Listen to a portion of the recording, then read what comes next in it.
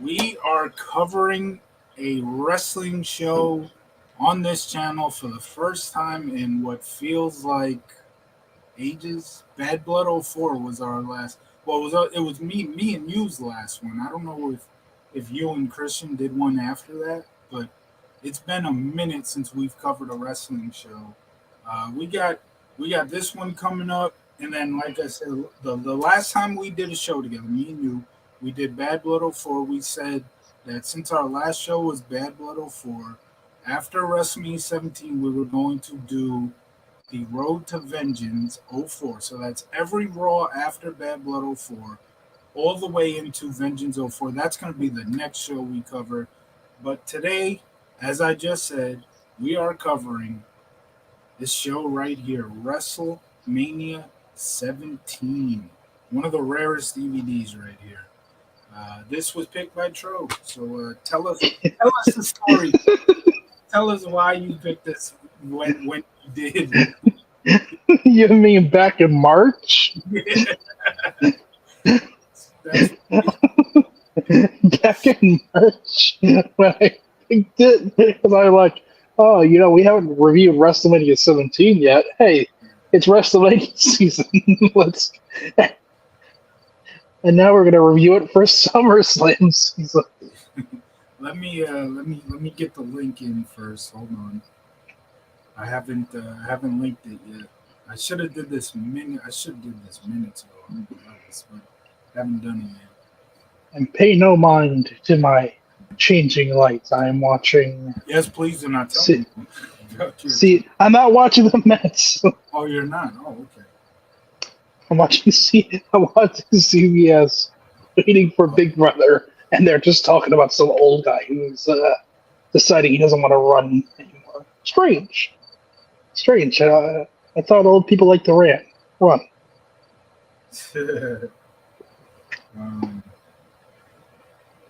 hold on. Let me get the link. Hold on. Just give me 2 seconds here. I don't know how fair it is to now have a much younger woman race against a 79-year-old, but hold on. I'm shocked. Who's the 79-year-old? WWE Hall of Famer Donald Trump. Oh shit! He's almost 80 years old. Holy shit! They're just going to run a big race. That's what the presidential election is, right? They just run along Washington. Whoever gets to the White House first, whoever gets in the Oval Office chair first is president.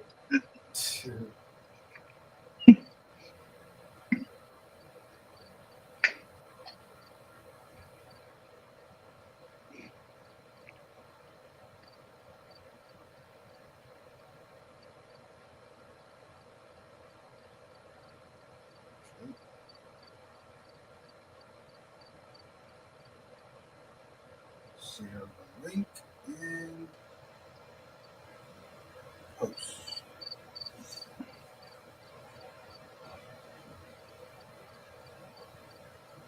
Okay, so let's get to it. So, first off, the show starts out with an epic, and I mean epic, video package. As you see, but from Tro's name tag there, My Way Tro. Yeah, this is one more fight. WWE has always done a tremendous job at these type of video packages, man. And this show was no different. Absolutely, That's something that even modern WWE, when they want to, can really put together a really good package. Yes, they can. They absolutely can. And let's see.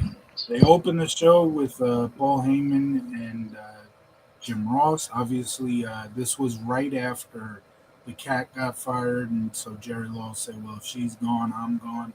Paul Heyman and JR were so good together in 2001. Man, they fed off each other so well. Man. It was perfect because Paul Heyman purposely did everything he could to piss off JR. He did. He absolutely did. Because JR is used to King just being kind of an idiot and saying, "Ah, puppies, woohoo! I used to be a wrestler, JR. Woohoo! Look at that, go heels." So we start off the show. Go heels. So we start off the show with Chris Jericho versus William Regal for the IC title. This was when Jericho pissed in William Regal's teacup, and Regal drank it. That hilarious reaction by William Regal in that segment. What do you think? What do you think about the opener here? I mean, it's a good opening match for WrestleMania, of course. To see Jericho and Regal kill it is always interesting. This will be such an interesting year for Chris Jericho and William Regal to a lesser extent. But Right. boy, when you see how Jericho starts this year on how he compared to how he ends it, boy, what a year for Y2J. Yeah, this match was good. It was a good way to open the show. I personally loved their next month's match, Backlash, the Duchess of Queensberry rules match. I love that match a little more. My favorite part of that match was Paul Heyman acting like he knew the rules. He's like, "Oh, I didn't tell you about the timeouts." Yeah. Heyman was great. I'm telling you, Heyman and JR worked so well together, man. Paul Heyman's kind of worked like Bobby Eating, where he acted like he knew everything when he didn't. Right. Oh, of course you didn't know about that. Of course you didn't know about this, JR. Yeah, Heenan's the GOAT in my opinion when it comes to just a character standpoint. Non-wrestler, if you talk about non-wrestling characters, Bobby Heenan's the GOAT, man. Yep. You said no? I said, yep. Oh, I thought you said no. I was about to say. No. What we got next? Car pulls up to the arena with a license plate number that said WCW1, the number one. Not that they did. Oh my God! It's Goldberg. This obviously was right after. This is why I've always felt that WrestleMania 17 is the final show of the Attitude Era, because this was right after WCW got sold and all that stuff. But yeah, so limousine pulls up, says WCW1 on the license plate. Shane McMahon walks into the arena. Now we got the acolytes, which is Bradshaw, Farouk, and Jacqueline, drinking beer, smoking cigars. Bradshaw motivates the team by talking about historical Texas moments like the Alamo and shit. Ooh, I know it. What? You know, it's funny that they're having this at the Astrodome because I can think of a very memorable moment that happened at the Astrodome. Oh, you talking about Game 6? I'm talking about Game 6 of the 1986 NLCS. Great minds think alike, baby. Great minds think alike. That is the only thing I can think of when I think of the Astrodome and great moments. Next up, we Because got, the Astros would have, I think Minute Maid Park was opened in 2000, so the Astros would have been out of there by then. Right, yeah. Okay, next up, we got 6-man tag match. APA and Taz taking on the Right to Censor. This match didn't really have not that much going on. Probably one of the lesser matches of the night. I'd probably say it was. It was the not the best match of the night. Obviously, it'd be number one for least best match of the night. What'd you think? Oh, always pounding ass. APA. What a The shirt. best, one of the best shirts of all time, right next to the AJ Styles cum shirt. The what? In TNA, AJ Styles had a shirt that there were like splotches of white on the shirt, Oh my god. and it made it look like something that wasn't supposed to be. Oh Like my! I think the idea was supposed to be like film reel, or like Right, old western stuff, but right. it didn't look like that. Oh my gosh!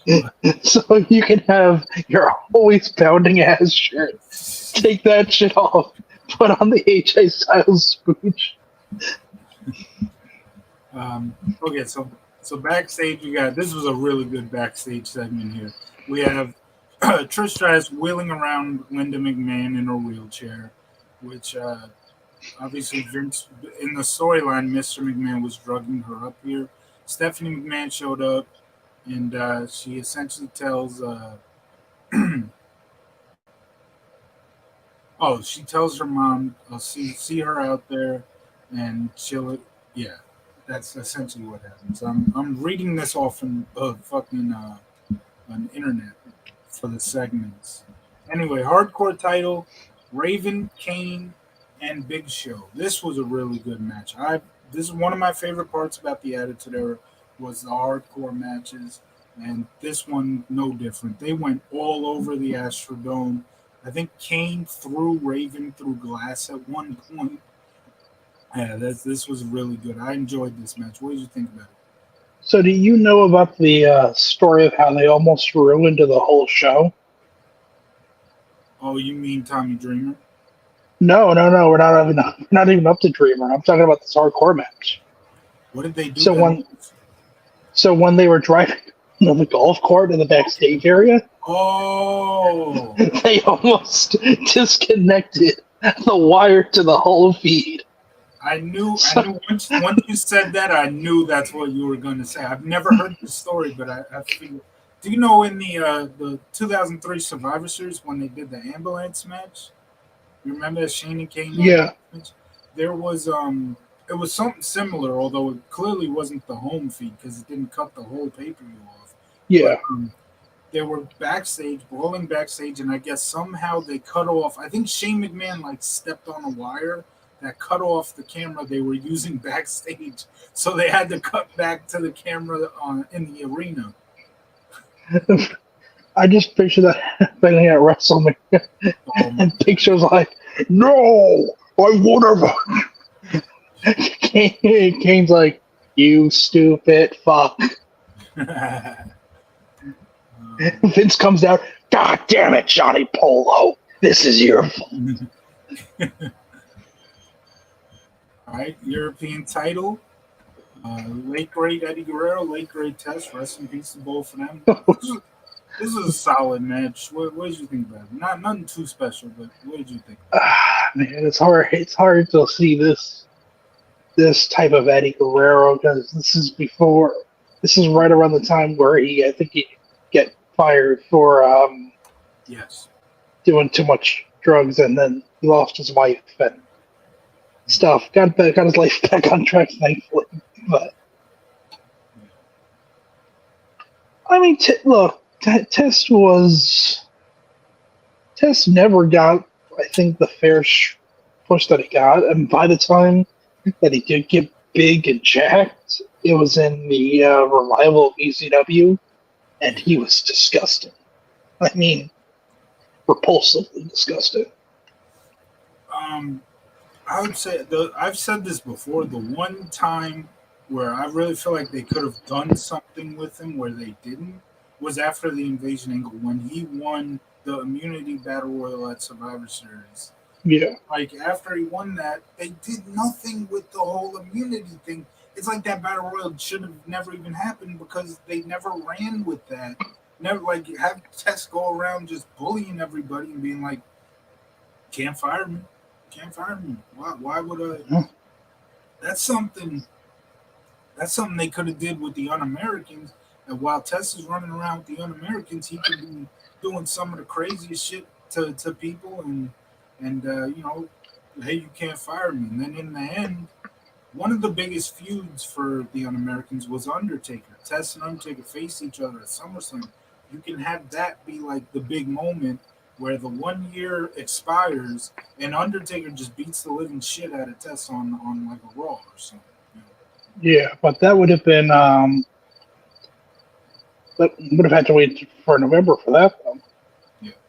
They could still could. That would have been really good. But they didn't do nothing with it. It made no sense to have the battle royal if you're not going to do anything with it. Well, to be fair, they I think after they got done with the invasion and they realized how unwell it was, they're like, yeah, we're just gonna like act like this never happened. I love the invasion angle. I don't care what anybody says. But so now we go to a backstage segment. Michael Cole talking to Mick Foley. Foley, who is the referee for Shane McMahon versus Vince McMahon, Mr. McMahon. He says he will call it right down the middle, even if Mr. McMahon fires him. Then they show Stone Cold arriving at the building. A little late for the champ to be arriving. Yeah, I was about to say, why is he arriving so late? Well, I was stuck in traffic. Excuse me, my bad. The number one contender to be showing up. Yeah. My bad. I kind of Oh God, you just pulled a Michael Cole from WrestleMania 15. Yeah. Or Taz at Royal Rumble 2009. So the crowd went wild when they showed Austin on the screen. Obviously, whenever the glass broke, people went nuts. Kurt Angle makes his entrance, and let me see what happens here. I believe this is a pre-match. He cuts a promo ripping on Texas. Remember when we did what was it? New Year's Revolution 05? That promo. Yes. No, 06. 06, my bad. That promo, oh my God. Ooh, this promo not nearly as cancel worthy. No. And it's actually kind of fitting that we're talking about Kurt Angle, given what's going to start on Friday. What is going to start? The Olympics. Oh right, yeah. Oh yeah, you're right. The I wonder if anybody will do it. Will win wrestling with a broken freaking neck. Maybe, you never know. I think somebody would have to break their neck because I haven't heard any. Now, granted, I don't follow the Olympics. But I haven't heard that anybody involved in the pro wrestling Olympics has a broken neck at this time. That's what I'm saying. Break your neck. So Angle rips on Texas. He says the best part, he says, was, oh, no, this was, okay, hold on. He also says, lose the freaking cowboy hats. You're not 7 years old anymore. Benoit gets a good reaction coming out. Okay, and that's what's been coming out. He's coming out because the next match is Kurt Angle versus Chris Benoit. It's funny that Kurt Angle was talking trash about the cowboy hats, given what he does later the year. Yeah. With his cowboy. Yippee-ki-yay. Obviously, it's not like Stone Cold can remember back like that. This was months later. And for pro wrestlers, you're always on the road like every day. They're not going to remember this shit. But it would have been hilarious if Stone Cold would have been like, lose the cowboy hat. You're not 7.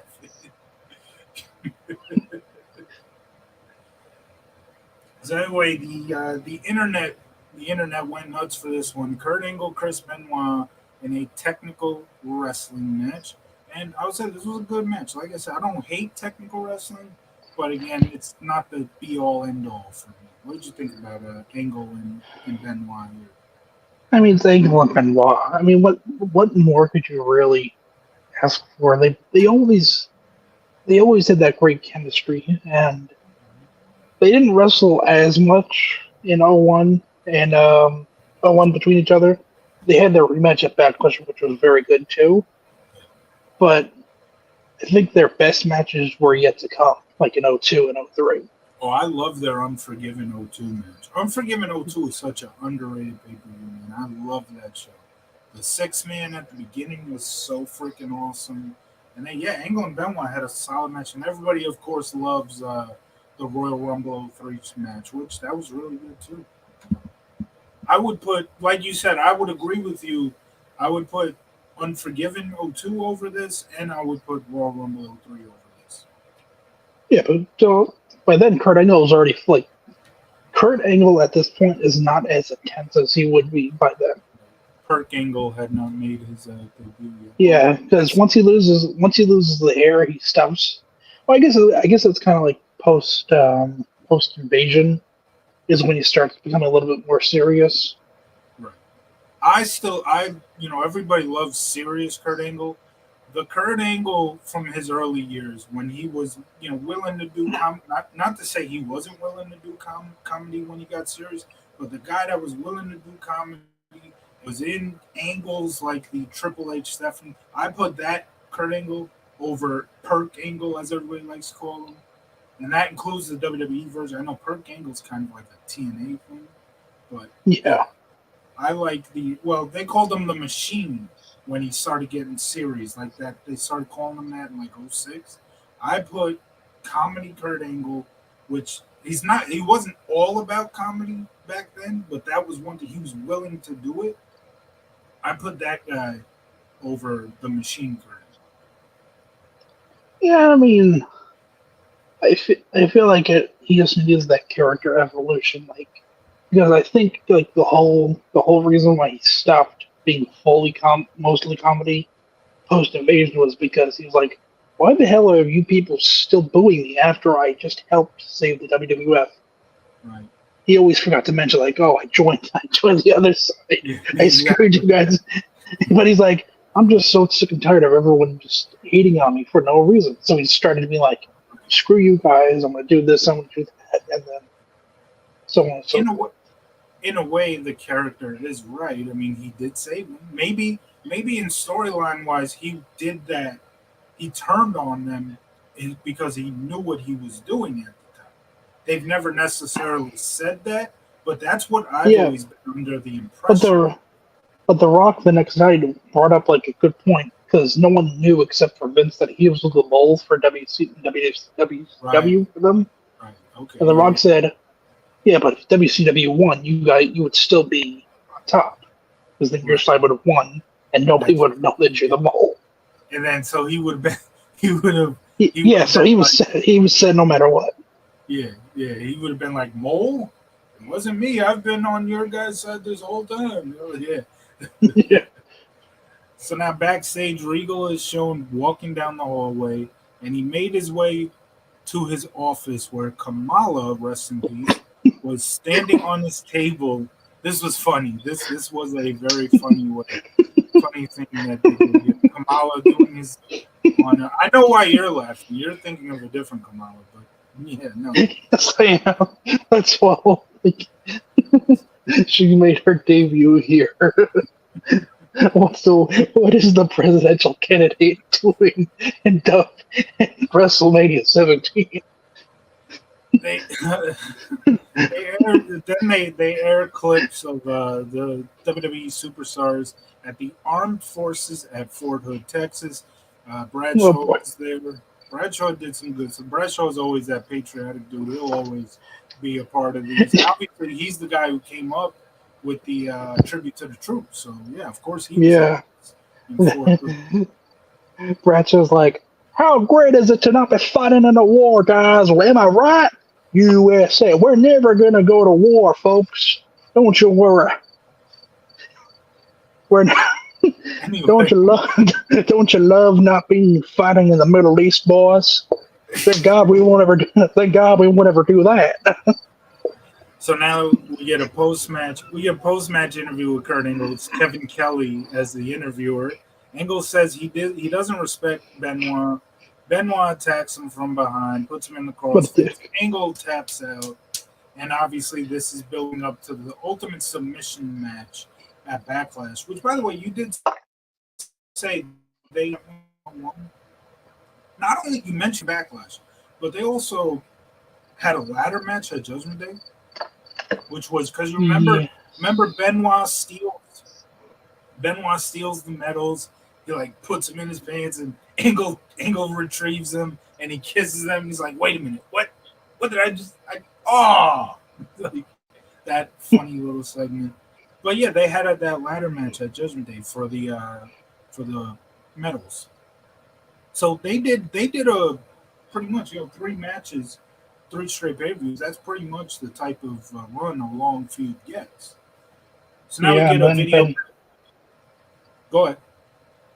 And then Benoit was involved in the Right. Austin That storyline, was got hurt, yeah. and then missed the whole invasion, thankfully for him. That sucks. Well, I guess it. Uh, I don't want to I say mean, sucks for him. well, You know. let's be honest. Kurt Angle here wasn't wrong when he said he doesn't like Benoit. That Benoit guy sure does suck. I'm like, That true. that main event. That main event for King of the Ring 2001, even though it was a good match, it had so much bad stuff happening. First, Angle gets the neck injury, then Booker T makes his WWE debut. It fucking Hurts. drops the main star on his back on the freaking announce table. Damn, son, damn son, you guys work snug in WCW. Right. Oh man. So we get a video package for the women's title. This was a decent angle here too. Ivory of the right to censor going up against China, and China gives Ivory a pile driver in the middle of the storyline, and that hurts.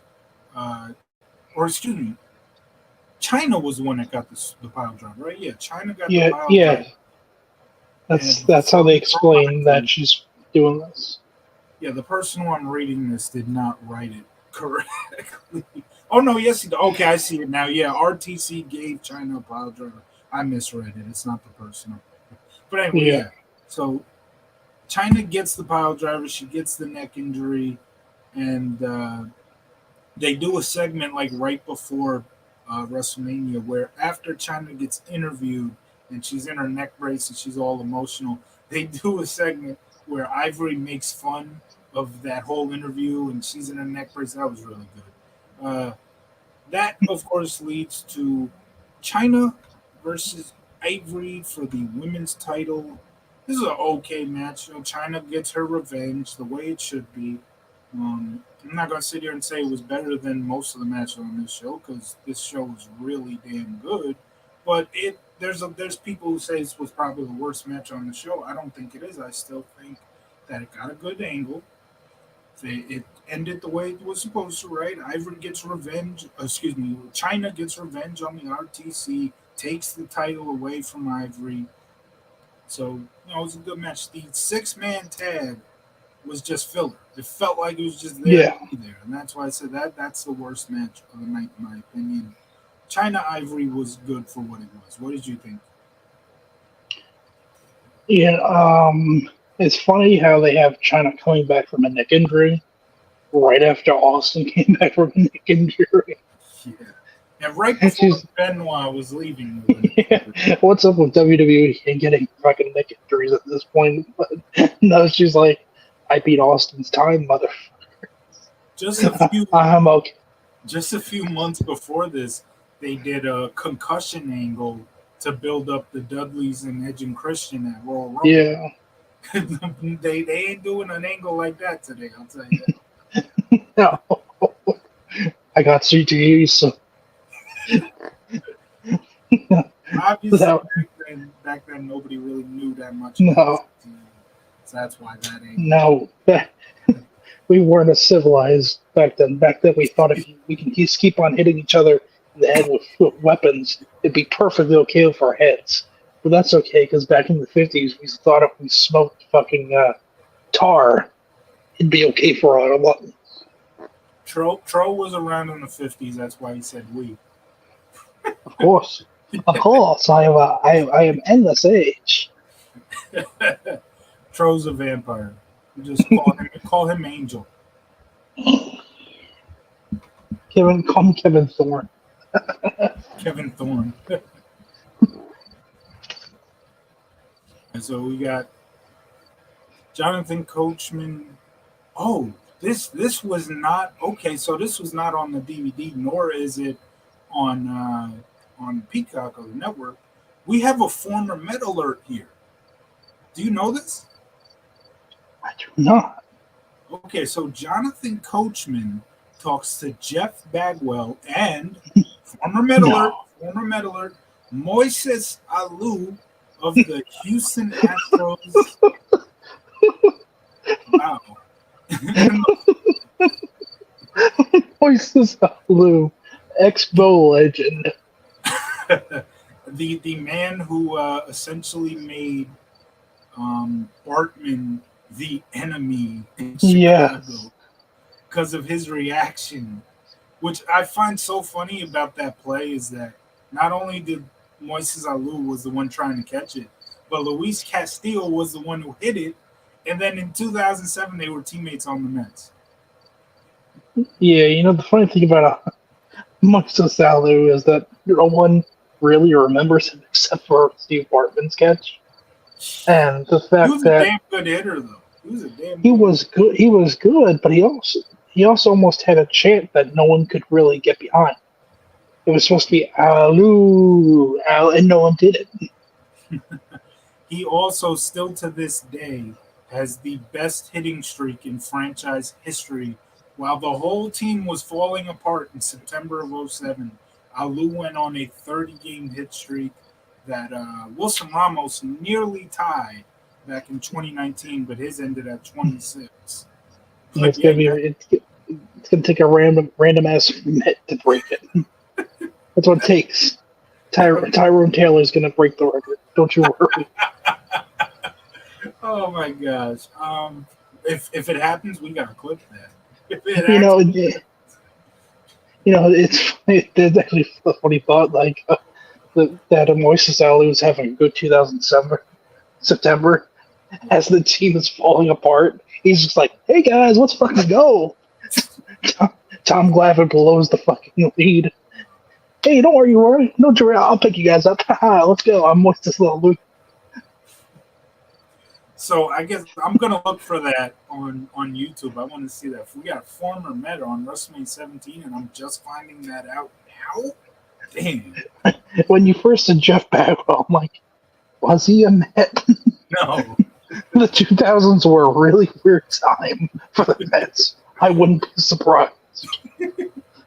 Anyway, backstage, Vince tells Trish to bring Linda down when Shane McMahon is immobile. Cole showed up to ask Vince about Shane buying WCW, and Vince guaranteed that something shocking will happen later that night. So we have Linda McMahon, Okay. and we have Camilla. Kamala. Come. Ah! Just saying. Not that Kamala. Not that. I'm just saying. If we see Linda McMahon being rolled out at some point during the selection season. Anyway, we got a video package summarizing the McMahon feud and the Shane and Vince feud. Shane enters with no chance in hell. Or no, Vince actually. Wait. Oh yeah, I think Shane does too. Shane does. Yeah, Shane enters with no chance in hell. So it makes it weird. Both competitors come out to the same theme song. That's a WrestleMania moment for you. But street fight, Mr. McMahon, Shane McMahon, damn good match. Damn good match. Great drama in the storyline, and they just fucking kicked everybody. They kicked each other's ass, and you had the big moment with Stephanie slapping Trish and all that. Just a great story there. What did you think about it? This was the best that Linda McMahon has ever looked because she literally had to do nothing but just stand up and kick favorites in the balls. Oh yeah, that moment too. She's never looked better. But it's weird with the storyline because before WCW was purchased, it was just a simple, clear cut. Oh, of course, Vince McMahon's the heel and Shane's the face. But with now it's Vince McMahon owns WWF, the company that we've been supporting for all these years, and now Shane owns the competition. But Vince is a dick and Shane isn't. It's like kind of like, well, who do I like? Yeah, Are we supposed to cheer WCW? Right. Yeah, the moment where Linda gets up and just kicks Mr. McMahon in the balls, tremendous, absolutely tremendous. Great way to Also, culminate that story. I think this is also the first coast to coast by Shane. Right, it was. Could Pretty be, sure. I don't know. Yeah, I'm pretty sure it was. Last time we would see Vince all night. Yeah. Well, what was he talking about? That something special is going to go. Something we did not see coming is going to happen at the end. What Well, possibly? what if I told you he actually got in contact with a former ECW legend, Paul Tommy Dreamer? Oh boy, yeah. This show, which a lot of people say is the greatest WrestleMania of all time, I personally like WrestleMania 19 a little better, but people say this is their favorite WrestleMania. This show almost never happened, or at least it never ended. It almost never, fully 4 hours that it was scheduled to get because Tommy Dreamer was planning on doing something very crazy that thankfully he decided not to do. Um, He was but gonna yeah, go up. this is my.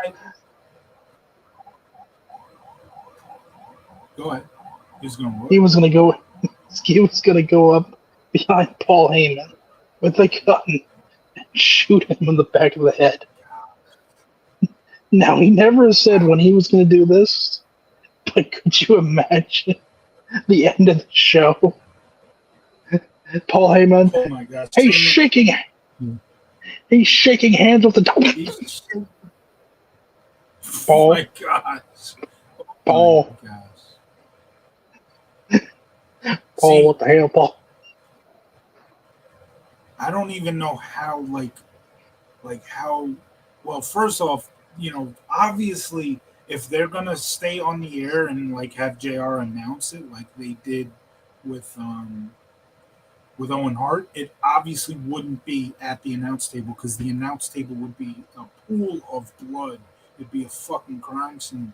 I don't know how they would have done that. Truthfully, the best thing is if this goes down, which thank God this did not go down, but if it Thank went God. down, the best thing to do would just be cut off the pay per view, end the show right there. Don't have Jr. announce anything. Just end the feed. The End the feed. last thing Done. you see is Austin McMahon shaking hands. It just cuts to black. Oh my Then gosh. the next night, Jerry was like, "Well, folks, something horrible's happened last night. Vince McMahon and Stone Cold."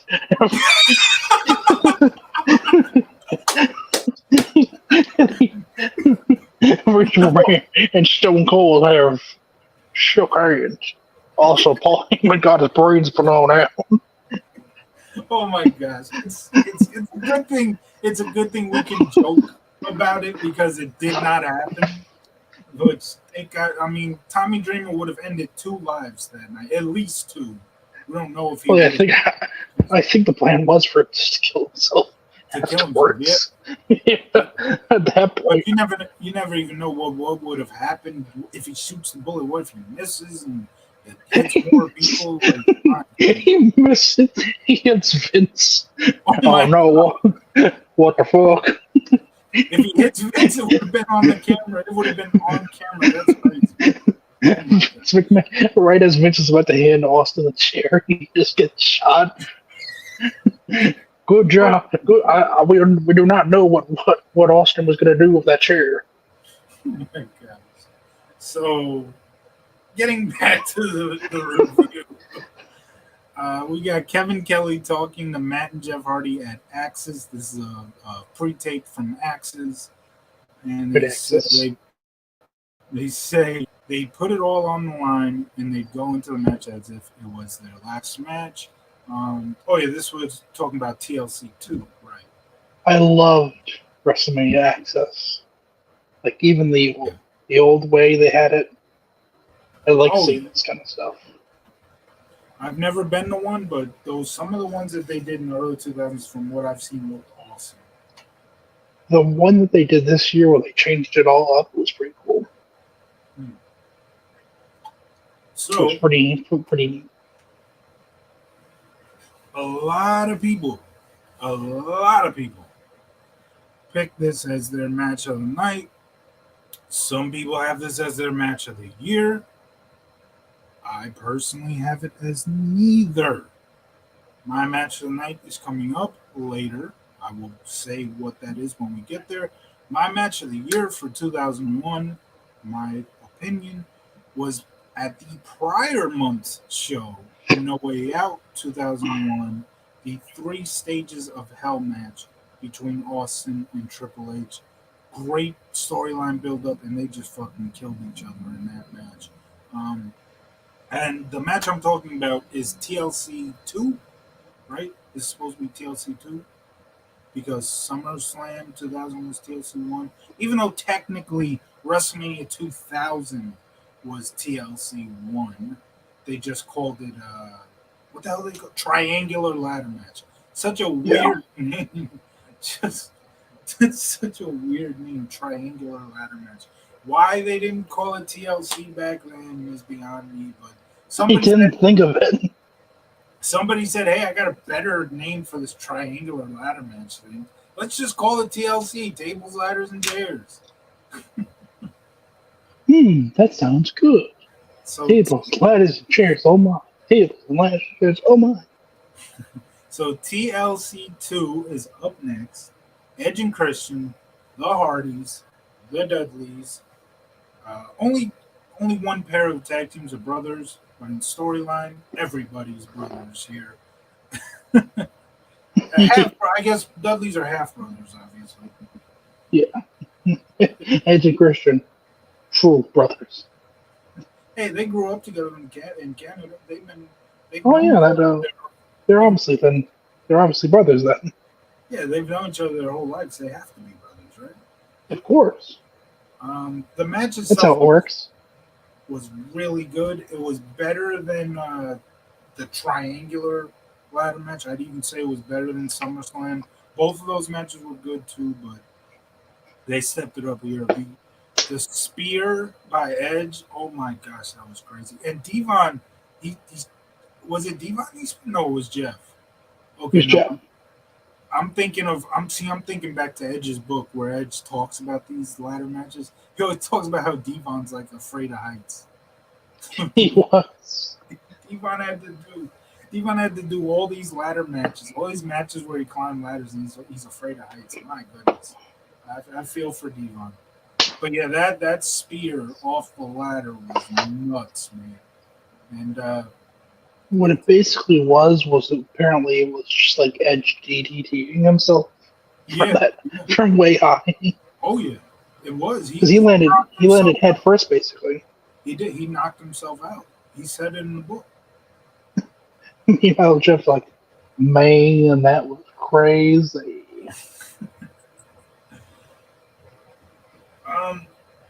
Like I said, this was a good match. I don't have it as match of the night. I don't have it as match of the year. But what are your thoughts? I liked that Rhino showed up out of nowhere Yeah. and Paul Heyman spoiled it. Yeah. He's like Rhino's here. Do you know that he's the last ECW champion? Right. He still is. He still is. A lot of people like to say Ezekiel. No, Ezekiel Jackson is the last. Yes, he is. In canon, he is. There was ECW's last show was in 2001. No, it was in March of 2011. Ezekiel Jackson pinned Christian.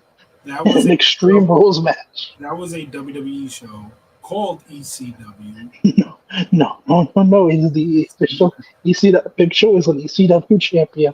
No, he wasn't. CM Punk is an ECW champion. Rock was John Morrison. WCW champion. Rock never wrestled on WCW television. He was never WCW champion. He technically appeared on WCW television though. Because of that Buff Bagwell Booker T match. Oh no, that was a Raw episode. Now you're just. But no, hold on, no, that was marketed as WCW when they sent them out to kick ass. This shit sucks. Get your ass out there. It's just like how the ECW shows that WWE did were marketed as ECW, but they were WWE shows. The ECW was out of business in 2001. They were not doing When I shows in 2010 or when I think of 2011. ECW, I think of Ezekiel Jackson. When I think I of think EC, of the zombie. when I think of ECW, I think of overrated, but that's a I different th- topic for I, I another day. think of the Sandman getting into. I think of Do-Rag Vince McMahon, the greatest ECW champion ever. I wonder. Gee, I wonder why he was. Why he had Do-Rag. Maybe we'll. I just thought about that.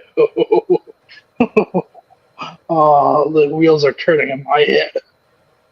Oh boy, that's not a good thing. The wheels are No, turning. Charles. no, it's not. I know a show that me and Christian might have to do down the line. Oh boy. That do Yes. XFL episode 2. No. Since we talked about one presidential candidate tonight, I think next time it's gonna be the other one. Wrestlemania 23. Oh my goodness. So you see which one had a better frequency of wrestling. Um. Yeah. Oh, so go ahead. Give your thoughts on the TLC. No, it was a good match. I mean, I like this type of hardcore crash cut type of matches, and it helps that the competitors are good and have good chemistry. So Right. perfect 1-2 punch. Yep. And as let me see here. Hold on. Yeah. Let's see. Okay, so we see a clip of Axis again after that, and all the big names were there for that clip. And then we get Howard Finkel, the late great Howard Finkel, announcing the attendance record at the Astrodome: 67,925. Wow, what a game! Surely that number was legit.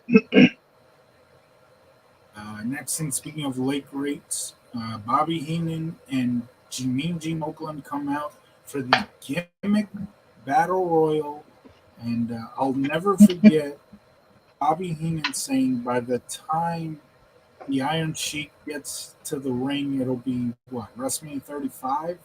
Is that 38. Oh, 38. Right. He Yeah, said 38. because when it That was was WrestleMania 38, we all choked and said the Iron Sheik has finally made it to the ring, folks. It's yeah. time for the battle royal to start. I re- I remember, like, even though I wasn't even watching pro wrestling at the time, I remember that, like, it's up to WrestleMania 38 because I've watched WrestleMania 17 so many damn times, man. So it's like we're actually at the point that Bobby Heenan was joking about that night. It was crazy. And you know what? The crazier part about that is What? because WrestleMania 38 was in Dallas, Oh, so right. it was in Texas. So it's like, Yeah. well, he's almost there. He's in the wrong arena. He's in the wrong part of Texas. Yeah, he was in Screwston. So, gimmick battle royal. This was fun for what it was. You got all the memorable gimmicks from like the 80s and early 90s, mid 90s. You got the goon. Who? You got the goon, Yes, the goon. and also known as Matt Rempe. Matt Rempe didn't win the match, huh? No, surprise! It's almost as if spending your whole time working on fighting the off season instead of being a good fucking player isn't smart. So we got a comment here. But the funny thing with the Goon's character, just to go off a little tangent, was that he was suspended or like banned from all the hockey leagues. This was the 1990s. You know what you had to do back then to get that kind of treatment?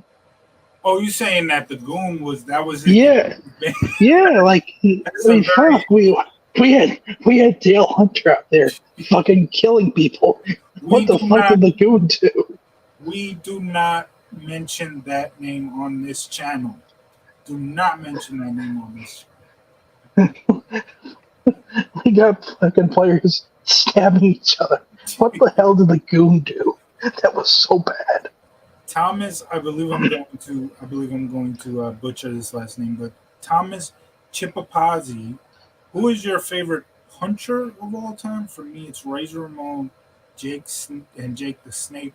Razor's right hand was a good seller, and Jake with the jabs. Go ahead. Who's your favorite puncher?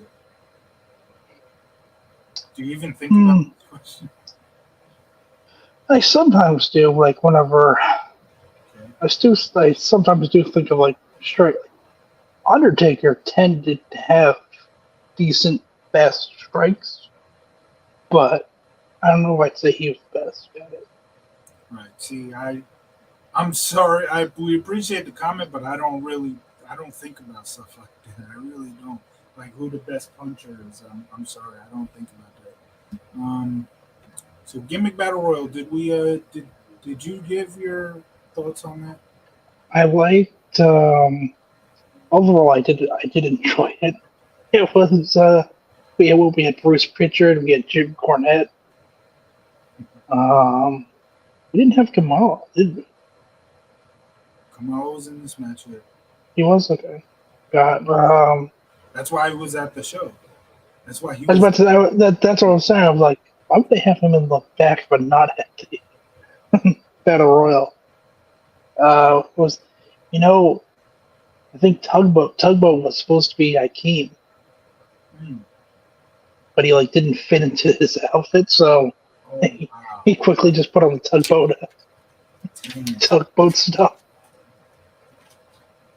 That's crazy. Yeah, Kamala was in it. Even Kemchi was in it. That's crazy. Kemchi, that's the Brooklyn Brawler, for God's sake. That's what Kemchi was, I think. Probably, because Brooklyn Brawl is not in this. Yeah. That's crazy. Iron Sheik. Yep. Yeah, Iron Sheik, number one. By the time he gets there, WrestleMania 38. He's almost there, folks. You just see JBL come out there. You listen here, you're not going to lose. You're not going to win this fucking match. Sheik was the winner, too, by the way. I know, because I think the story was that he couldn't go over the top rope, so they had him win. Oh, wow. That is absolutely hilarious. But then Sergeant Slaughter comes in and chokes him out. Surely that will be the biggest interaction between the U.S. and Iran in the year 2001. Oh, boy. Okay, so now we get a video package for Triple H and Undertaker, and we go into Triple H versus Undertaker. There wasn't any really segments backstage before this. No. This was, I think this was the first time where the streak was mentioned. And then, the next year after Undertaker won, beating Ric Flair, he counted to 10. But this JR on commentary actually mentioned, for the first time ever, that Undertaker has never lost at this show right here, WrestleMania. Never lost at that time. So, Undertaker, Triple H, WrestleMania 17. Personally, I enjoyed their Hell in a Cell match, the WrestleMania 28, a little better. But this was still a really good match, a very fun match. You had some scenes where they actually went in the crowd and battled around the arena, not backstage, but the crowd of the arena. Look, you have to really suspend your disbelief sometimes with wrestling. The referee was knocked out for 20 minutes. Yeah. I had no problem. I had no problem with it. They let him battle around me. I don't have much of a problem with it, but it is kind of silly. No, I know.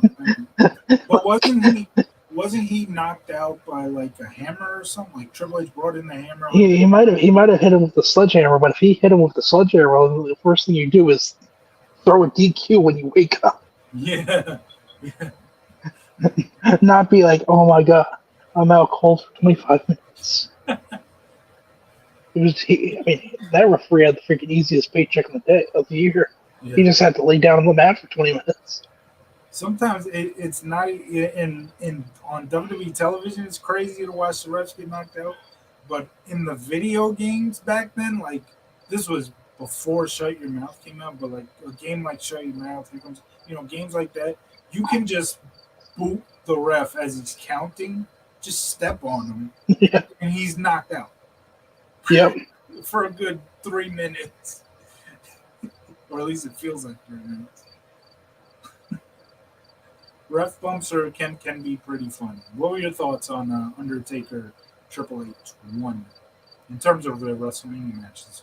I thought it was fine. WWE doesn't acknowledge its match ever existed anymore, but I thought it was fine. Wait, they don't acknowledge the mention? They counted as a streak, but when they were talking about Undertaker and Triple H at WrestleMania 27, they did not bring up that this match existed at all. Oh wow! Yeah, But to be fair, this was in 2011 when they really didn't want to. They really wanted to act like the Undertaker is American Badass. Stuff never happened. Next, we have Jonathan Coachman interviewing a couple fans who won a contest to get tickets, like front row tickets to Mania. Snickers. Yeah, Snickers Cruncher or whatever. Crunch this. Snickers Cruncher was so good. I remember that as a kid. Oh my gosh, I freaking loved Snickers Cruncher. I don't know why they got rid of it. That shit was so good, man. Now, make a petition. Yeah, exactly. Yes, we have to. We have to. That shit was so good. Now we move on to main event time. Stone Cold Steve Austin, the challenger, taking on The Rock, your champion. And remember, Mr. McMahon said something shocking was going to take place later tonight. And you kind of spoiled it earlier when we were talking about Tommy Dreamer, and the thumbnail spoils it as well. But at the end of the match, towards the end of the match, Mr. McMahon comes out, throws a chair into the ring. Austin gets a hold of it. He whaps Rock with a chair a million times. And first I think he hits him in the head and Rock kicks out. But then after that, he whaps him in the back with a chair over and over and over and over again. And he pins him 1, 2, 3. Everybody's like, what is going on here? Mr. McMahon comes back in. Mr. McMahon comes in, and then one of them, in a funny way, it's not just like a memorable moment, but it's also one of the most underrated moments. Because all anybody talks about when they talk about this moment is, Austin shouldn't have turned heel. The crowd loves him, blah, blah, blah. But anyway, the moment I'm talking about, Austin and McMahon look each other face to face, and they shake hands. It was just bad timing. Stone Cold Steve Austin shakes hands with the devil. I love this. I've always said that Austin's character was a heel character anyway. The reason why everybody loved him is because most wrestling fans drink beer. Most wrestling fans at that time wanted to beat their bosses up, all that shit. Austin connected with their fans, with the fans of WWE at the time. But his character was essentially a heel character, man. He did whatever the hell he wanted and all that shit. And I love some of the stuff they did. The whole thing with beating up JR on SmackDown with Mr. McMahon going, open him up. I can't do a good Mr. McMahon, but open him up. That was you're taking it easy on your very best friend. Yeah, I loved Austin as a heel. I loved even the turn again at Invasion after Mr. McMahon's like, I need you by my side, and then Austin just says, fuck you. You see, post Invasion, Austin is good because that's when we get paranoid Austin, Yeah. where he actually gets to act like a totally different heel. He's like, you want a hug? All of a sudden, a hug from Austin from Vince McMahon doesn't mean anything. You want a hug? So you want to hug Kurt Angle? You want to hug The Rock? But the reason why I think the problem with Austin's heel turn is this: it was at a bad time. The timing wasn't good because Rock the was Rock's going off to make the Scorpion King. Mm. You have no top faces anymore because Triple H is a heel. Taker, I mean, they had Taker and Kane. They were barely credible challengers for Taker was them. a star. Taker was a star. He was Taker was a star, but Kane just got done fucking a triple threat match. Kane wasn't necessarily. Yeah, Kane wasn't necessarily like right there main event guy. When they turned him heel and had him unmasked in 03, he was there. He should have. I've said it before. Kane should have been world champion in 03. But yeah, at that point, Kane was not a guy who would be in the title picture. I still enjoyed it, man. I like Austin's heel run. I said earlier that TLC 2 was not my match of the night. I had another match of the night. This was it. I love this match. They brawled well and all that. Austin Rock always had great Mania matches. 15 was okay, but it could have been a little better. But 17 was great. 19 was great. Both of those matches I absolutely love. They had.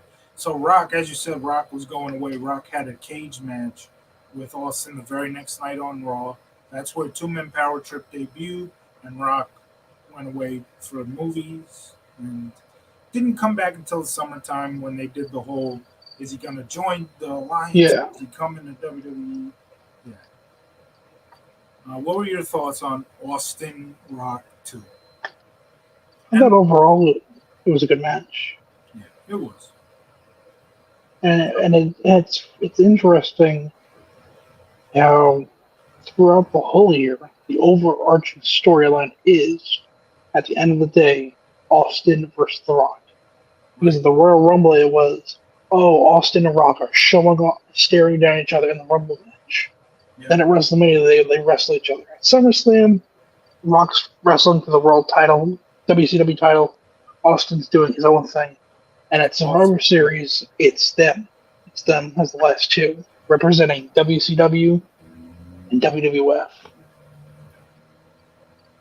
And then you thought at Vengeance, which was the last pay-per-view that year, because of 9/11, we did not get an Armageddon.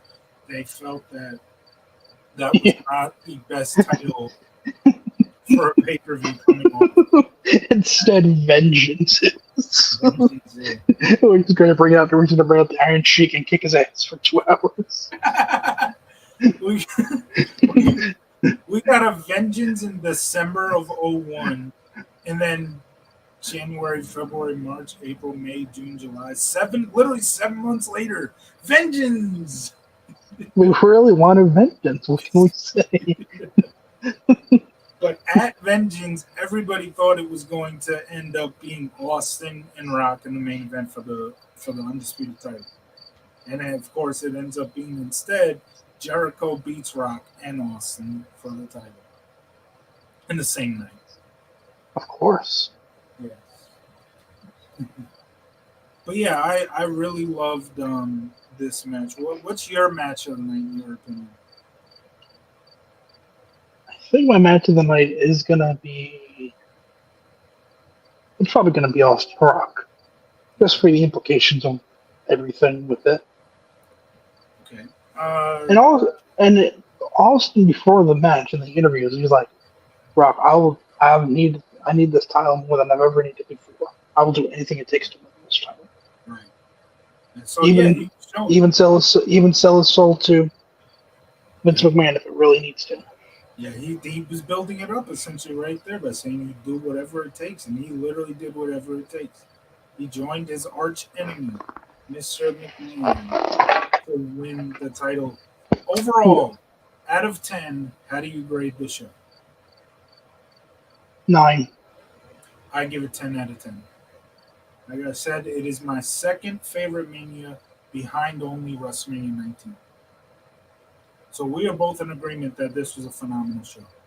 Yes. And like I said, our next wrestling reviews, I have no idea if it's going to be me and you or if it's going to be me and Christian. We'll see about that. I thought Christian might have been a part of this show tonight, but I guess he was running late, so he couldn't be with us. But our next couple of shows is going to be the Road to Vengeance 2004. So, like I said earlier, our last show prior to this was Bad Blood 2004.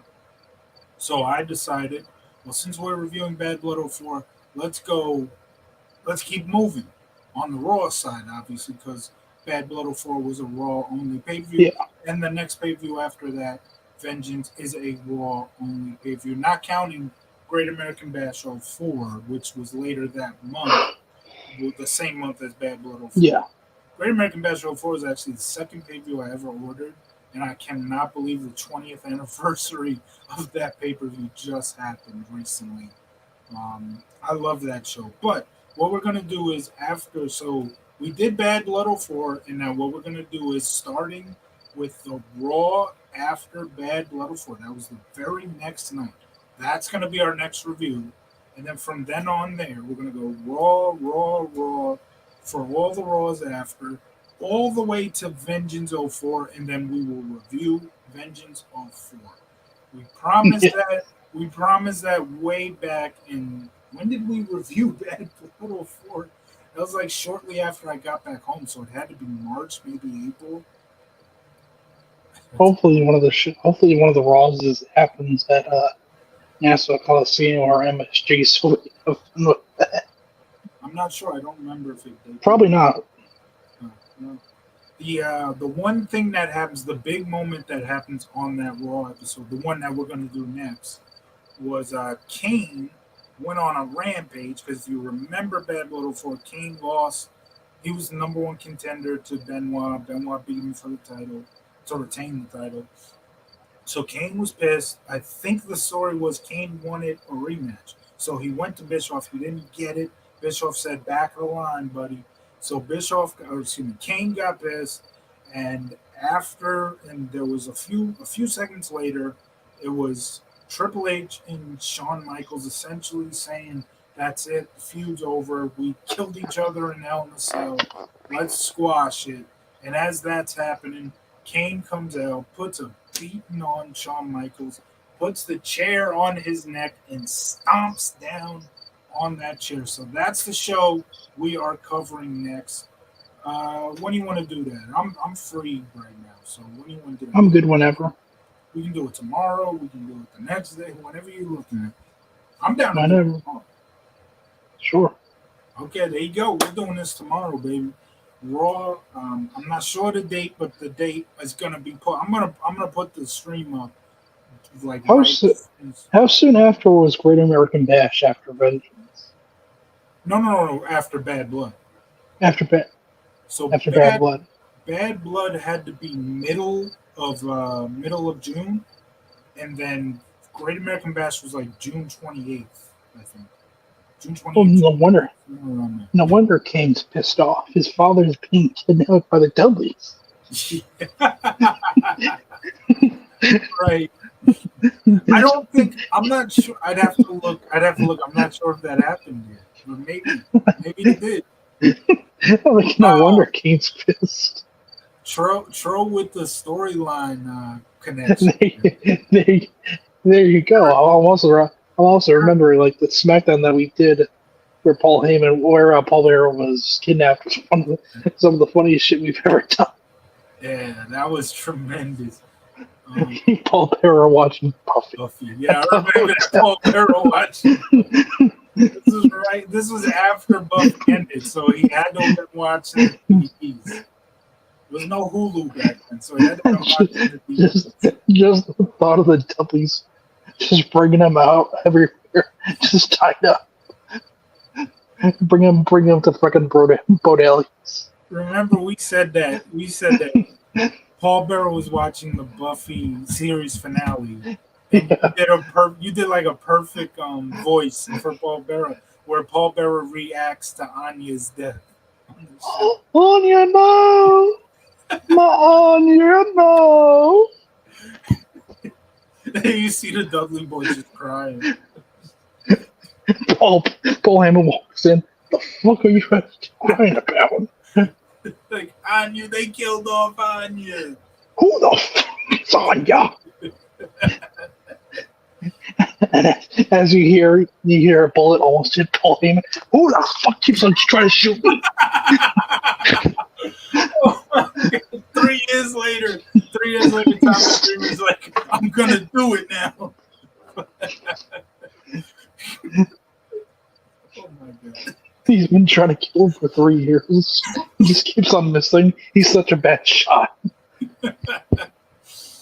So, as soon as we go off here, I will put up the video, the stream for tomorrow's episode. So, I don't know what the date is. You'll know that you just look on our channel in about 5 minutes. You'll see the date. So I'll put that on. So you ready? You got to watch the show. You got to watch the show tonight, man. Yes. Admittedly, normally I watch the shows before we review them. I admittedly did not watch the show.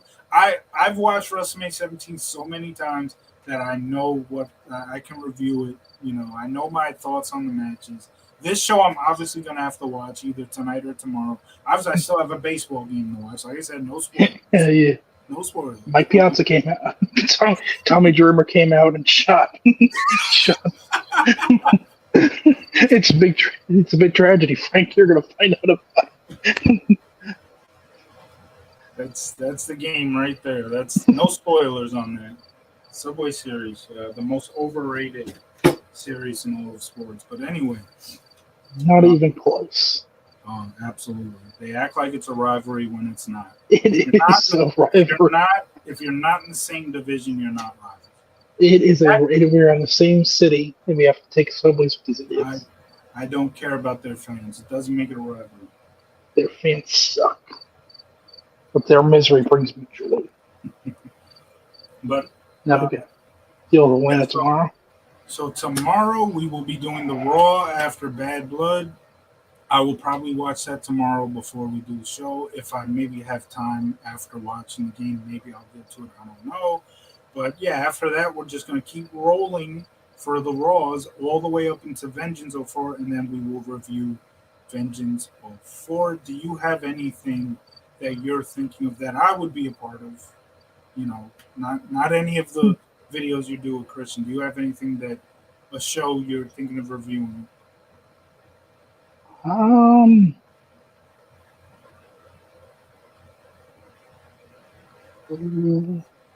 about SummerSlam '99? Yes, let's go. I love that show. Let's go. Oh my goodness, I love it. You said '99, right? Yes, '99 with Jesse. Jesse Ventura. I'm actually surprised I haven't brought that one out to review yet. So yeah, okay, let's do that. I'll even watch it, bro. I'm ready to watch that again. So we got the Road to Vengeance 04. We're gonna do every Raw, post Bad Blood, pre-Vengeance, and then we'll do Vengeance, and then we go to SummerSlam 1999. Shane versus Taz, Triple H versus Stone Cold versus Mankind, Al Snow and Big Boss Man, a hardcore title match. A lot of good shit on that show, man. I can't wait to talk about that. So that's the show for tonight. Again, get ready for tomorrow. We'll be back here tomorrow. It's probably going to be me and Tro, but I'm not sure. We'll see. Because I remember when we first started talking about doing the Road to Vengeance, Christian was like, "You guys do that yourself." So I have no idea if Christian still feels that way, but I will bring it up to him that we're going to do that tomorrow. He missed today. He was supposed to be a part of this, but I guess he was busy with family, so you know. But anyway, for anybody who watched or will watch, thank you very much. Please subscribe for more classic Yeah. wrestling reviews. Well, Let's see if this can do better than an Islander video. the trade deadline, man. The trade deadline video did pretty good. I don't think it will. Yeah, I don't think it will either. I mean, Especially since everyone talks about wrestling. our Royal Rumble 06 review got like 300 views. That did pretty damn good. So I don't know. Mm-hmm. But yeah, thank you to anybody who watched. Please subscribe, and we'll see you tomorrow.